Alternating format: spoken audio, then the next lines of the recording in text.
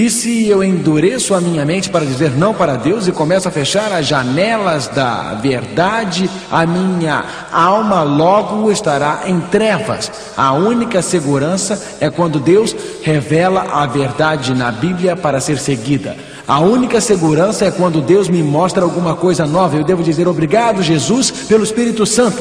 Vocês sabem, existem tantos cristãos que vêm a reuniões como esta, e eles têm amado a Jesus, têm seguido a Jesus, e dizem: eu tenho seguido a Jesus a minha vida inteira. Você quer dizer que eu tenho errado em tudo que eu tenho feito? Jesus te amou tanto, meu amigo, que Ele enviou o Espírito Santo diretamente ao seu coração para lhe ensinar mais, para que você possa aprender algo mais. Não é que você não tenha sido um cristão antes, não é que você não tenha amado Jesus antes, mas quer dizer que o Espírito Santo tem algo mais para você. E se o Espírito Santo quer guiar a mim e a você para uma maior verdade, nós o queremos, não é mesmo? Com certeza, resistir à verdade é resistir ao Espírito Santo. Bem, como é que eu posso ser cheio pelo Espírito Santo? De que modo eu posso ser tão cheio pelo Espírito Santo? Sabem, eu sempre tenho pessoas me perguntando: Mark, o que significa ser cheio do Espírito Santo? Quando Jesus ascendeu para o céu, Ele prometeu o dom do Espírito. E Ele disse: eu vou deixar-vos, mas quando eu for, eu vos darei o dom do Espírito. E isto é que Jesus disse, Atos 1, verso 8: recebereis poder quando o Espírito Santo vier sobre vós. Você gostaria de ter poder em sua vida para ser um cristão? Gostaria de ter poder em sua vida para compartilhar Jesus com outras pessoas? Gostaria você de um poder sobrenatural? Jesus prometeu. É isto que Jesus disse. Respondendo como nós respondemos ao Espírito Santo, como é que Jesus daria este poder do Espírito Santo? Para quem daria Ele este poder do Espírito Santo? A Bíblia é bem simples neste assunto. Vocês sabem, Jesus disse: se vocês me amarem e guardarem os meus mandamentos, eu vou pedir ao Pai e Ele vos enviará um ajudante que estará convosco para sempre. Até mesmo o Espírito da verdade. Jesus disse: se me amardes, fareis o quê? Guardarás os meus mandamentos, e eu vou lhes enviar um auxiliador, o Espírito Santo. Quando eu venho a Jesus e aceito a sua graça, quando eu decido em meu coração obedecê-lo, Ele me dá poder adicional para viver a vida cristã e compartilhar o seu amor com outros. Como é que eu recebo o Espírito Santo? Eu o recebo ao me entregar para Jesus. Eu o recebo quando decido seguir a verdade de sua palavra. Eu tenho muitos amigos pentecostais, e meus amigos pentecostais dizem: pastor, acredita em ser cheio do Espírito Santo? E eu respondo: eu acredito no dom do Espírito Santo mais do que vocês acreditam. Os meus amigos dizem: pastor Mark, acredita no Espírito Santo mais do que nós? Como assim? E eu digo: claro, porque aqui está o que a Bíblia diz. Atos 5, verso 32. E nós somos testemunhas acerca destas palavras, nós e também o Espírito Santo, que Deus deu àqueles que lhe obedecem. Portanto, quem é que recebe a plenitude no Espírito Santo? As pessoas que fazem o quê? Lhe obedecem. Será que as pessoas lhe dizem que os 10 mandamentos foram abolidos? Será que dizem isso? Serão essas pessoas cheias do Espírito Santo? De jeito nenhum.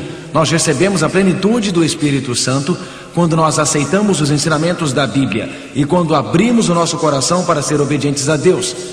É assim que recebemos a plenitude do Espírito Santo. Se você anseia a plenitude do Espírito, entregue a sua vida a Jesus Cristo. Mas você pode dizer: eu achava que a plenitude do Espírito Santo vinha quando alguém falava em línguas. O que é que a Bíblia diz a respeito do dom de línguas? Bem, primeiro, em Atos capítulo 2, o dom de línguas foi dado no dia de Pentecostes. E cada pessoa foi capaz de entender na sua própria língua. Agora, no dia de Pentecostes havia medos e pardos e elamitas e pessoas de outras nacionalidades. No dia de Pentecostes, o dom de línguas foi uma verdadeira linguagem que Jesus deu aos discípulos, uma língua que eles nunca haviam aprendido, e o propósito daquela língua era pregar o Evangelho. Deus quebrou as barreiras das línguas. Alguém perguntou: Mark, você acredita no dom de línguas? Você precisa do dom de línguas para me traduzir em 13 idiomas?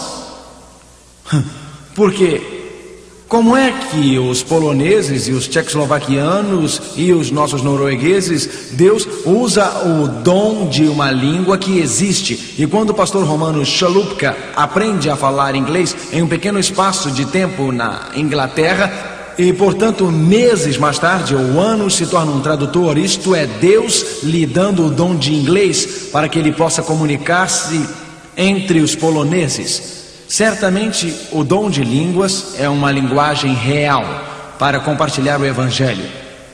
Mas alguém diz em 1 Coríntios, eles estavam orando em línguas. Em 1 Coríntios, estes crentes de Coríntio estavam usando este dom verdadeiro de línguas erradamente. Alguns estavam de pé aqui, outros ali, com línguas que eram reais, que Deus havia lhes dado. Mas ninguém em sua congregação as sabia falar. Então o apóstolo teve que escrever para estas pessoas que estavam usando o dom de línguas erradamente. E Paulo disse: seria melhor que falasse apenas 5 palavras de meu conhecimento do que 10.000 em língua que não tivesse conhecimento. O dom de línguas era o dom de línguas faladas na época. E Paulo diz: está bem, igreja de Coríntio, se vocês vão falar em línguas, e existe presente várias línguas que são faladas, aqui está o que vocês precisam fazer primeiro. O dom de línguas é um sinal, não para os crentes, mas para os que não creem. Vocês sabem, existem muitas igrejas hoje que centenas de pessoas falam em uma língua que ninguém entende. O dom de línguas é um sinal para os que não creem, não para os crentes. Você não precisa dela na igreja, porque nós todos entendemos uns aos outros. Por que então para os que não creem? Porque se há um não crente que não conhece a verdade, e Deus dá uma linguagem entendível para se comunicar, e às vezes em terras e em selvas muito distantes, isto acontece ainda hoje. Missionários que não conhecem o idioma recebem o dom ainda hoje. Notem que Paulo diz: se vocês usarem línguas na igreja, apenas 2 ou 3 pessoas devem falar estas línguas por vez. Não 1.500, não 100, todas de uma só vez. Não uma grande confusão. Deve haver um tradutor para que enquanto uma pessoa fale, a outra traduza para os que não a compreendem. Porque línguas foram designadas para uma comunicação inteligente. A Bíblia diz: o indivíduo precisa estar em controle de suas palavras e ações. Em outras palavras, o genuíno Espírito Santo nunca confunde a mente. O que quer dizer que fomos feitos à imagem de Deus? Que Deus nos deu uma mente. Portanto, o Espírito Santo não confunde a mente. A coisa é feita à imagem de Deus para me oferecer alguma coisa que eu não posso compreender. Deus não é glorificado ao falar uma língua que não entendo. Qual é então o verdadeiro dom de línguas? O verdadeiro dom de Deus é uma linguagem de verdade que Deus concede ocasionalmente, miraculosamente, para traduzir e interpretar ao pregar o Evangelho. Certamente, quando nós somos cheios do Espírito Santo, a Bíblia diz em 1 Coríntios 14, verso 33, leiam: porque Deus não é Deus de confusão, senão do que? De paz. Ser cheio do Espírito Santo quer dizer que estou ajoelhado em arrependimento. Estar cheio do Espírito Santo significa que eu tenho um coração que ama a Jesus profundamente. Estar cheio do Espírito Santo significa que tenho uma mente que está cheia da verdade da palavra de Deus. Estar cheio do Espírito Santo significa que eu tenho um anseio de conhecer a verdade, que eu estou determinado em conhecer a verdade. A Bíblia diz em Salmos 51, verso 11: não me lances fora de tua presença, e não retires de mim o teu Espírito Santo. Quando eu continuo a pecar, eu sei que está errado. Quando eu rejeito a Deus, eu sei o que está errado. Quando eu me afasto das verdades da Bíblia, eu sei o que está errado. Deus diz: você está andando em terreno perigoso, porque está fechando a sua mente e está endurecendo o seu coração ao Espírito Santo. A Bíblia diz em Salmos 19, verso 13: também da soberba guarda o teu servo, para que não assenhorie de mim. Então serei sincero e ficarei limpo de grande transgressão. A grande transgressão é o pecado imperdoável. Que coisa perigosa endurecer o meu coração. Que coisa perigosa me afastar de Deus. Quando Maria estava cometendo adultério, Jesus disse: você está perdoada, mas vai e não peque mais, Maria. Não endureça o seu coração, não caleje o seu coração, Maria. Vá, mas Maria, não peques mais. É muito perigoso ficar rejeitando a Deus e aos seus apelos.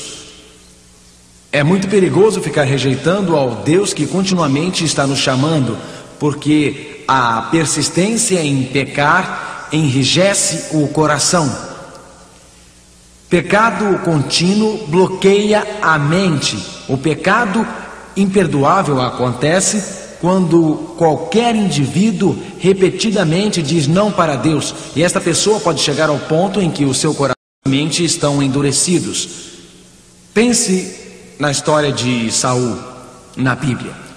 Deus enviou o profeta Samuel para Saul, e Saul resistiu ao profeta. Saul resistiu à verdade da palavra de Deus, e Samuel disse: tem porventura o Senhor tanto prazer em holocaustos e sacrifícios, como em que se obedeça à palavra do Senhor? Eis que obedecer é melhor do que o sacrificar, e o atender melhor do que a gordura de carneiros. Samuel, profeta, disse: Saul, todos os seus presentes para Deus não farão muita diferença se você continuar a rejeitá-lo. Saul, todos os teus presentes não adiantarão se continuar a se afastar dele. Saul, se você continuar a endurecer a sua mente, estará com problemas. Se continuar a fechar o seu coração, está encrencado. Saul rejeitou a verdade e entrou na caverna de uma bruxa para pegar informação. Nos últimos dias da história deste mundo, cada ser humano será cheio do Espírito de Deus, ou se endurecer a sua mente, será possuído pelo poder de demônios. A Bíblia diz que nos últimos dias será a verdade ou a mentira. Nos últimos dias será um coração aberto para Deus ou um coração fechado para Deus. Hoje existem os que estão abertos para Deus e dizem: Senhor, diga o que queres que eu faça e eu faço. Existem os que são fechados para Deus e dizem: Deus, eu não quero conhecê-lo. Mas uma grande maioria neste mundo diz: bem, Deus, às vezes sim e às vezes não. Mas a minoria intermediária está se dirigindo para o caminho certo. Existe uma grande polêmica acontecendo agora, uma grande divisão está acontecendo agora. Você pode ver isto na sua vida. Alguns de seus amigos estão ficando mais espirituais, eles estão ficando mais interessados na Bíblia, estão orando mais. Mas outras pessoas estão endurecendo o seu coração, estão trancados em suas convicções religiosas, trancados em suas igrejas, ou não se importam com o que Deus tem para dizer, o que está acontecendo com eles. Este é o apelo final de Deus. Estes são os últimos dias de Deus para nós. A Bíblia diz que Saul se afastou, e quando Saul se afastou, 1 Samuel 16:14, e o Espírito do Senhor se retirou de Saul, e o assombrava um espírito mau da parte deste. Um espírito mau o assombrava. Amigos, se nós nos afastarmos de Deus, um espírito mau nos assombra. Se nos afastamos da verdade, um espírito mau nos assombra.